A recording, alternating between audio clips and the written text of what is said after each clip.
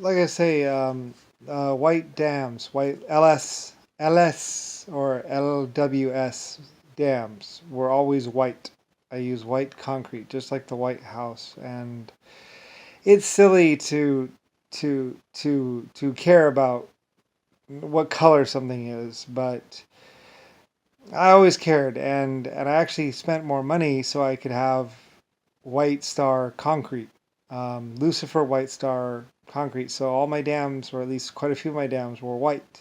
Sometimes I would just sponsor people and they would use like green concrete or a different color concrete. But my dams, the ones that I really cared about, the ones that really mattered to me, I had them use the Lucifer, the white color, the white stone, white concrete, and because it mattered to me, because I would always lose track of which dams were mine, which dams weren't mine. And so, like I say, if you ever start drilling into an old concrete dam, an old dam that's made of concrete or some sort of stone, and you find white powder coming up, that's one of mine. And, it meant a lot to me. And I made it white and paid extra to have it white so I could remember which ones were mine.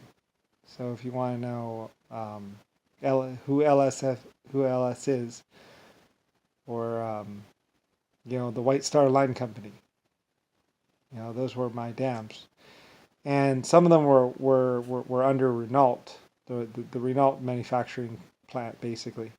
Yeah, it was run by Renault or the Renault family, but it was my factory and my workers and my ideas, my smelting and my dams, and because I wasn't really directly getting any money from it, I just had things done my way. So I could say, well, this is mine. This was my idea. It was, and they felt the same way too. They were like, well, we wouldn't have come this far without you. So they made the stuff white. Because it was always extra money, or it had to come from an extra far place. Like I said, we didn't really use high voltage back then. We used water power, so the water would go down like 1,000 feet, and then it would level off, and then it would be run through a impeller, and then we would use DC motors to just go directly into a smelting pot, and then we would smelt the rock down. And like I said, a lot of times we'd be getting gold out and a lot of different other mixtures, like some gold, some platinum, a little bit of plutonium, a little bit of this, a little bit of that, and iron, and all kinds of different oxides that would be coming out when we got it up to those high temperatures. Like sometimes we'd only went up to like 5,000 degrees, sometimes we went up to 15,000 degrees, but we'd always use a dam, and then you run it down those tubes. And sometimes, like on this one thing, I think I had it going to one factory, and then I had it going to another factory, because the total amount of water we could do 2 tubes. And so we went down to one factory, and then we went down to this other factory. And I think one might have been a car, and one might have been a motorcycle factory, but usually we'd do 2 tubes down, like one big one small one, or something. I don't know.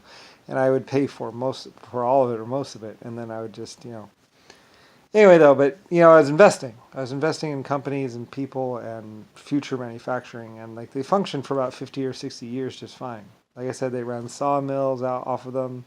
They run power plants for the towns. They ran, these mines these mine shafts and these dams would supply power to whole communities, and also provide power for the smelters as well. Like I said, you would do smelting during the day sometimes, and then do power to to the buildings at night somewhat. So the mine ran the town pretty much. But yeah, I mean, anyway, so I did these things, and it mattered to me, what color they were. So I would do these white dams, and I mean, many lives and lots of years of happy years of production came from it. Lots of motorcycles, lots of metal.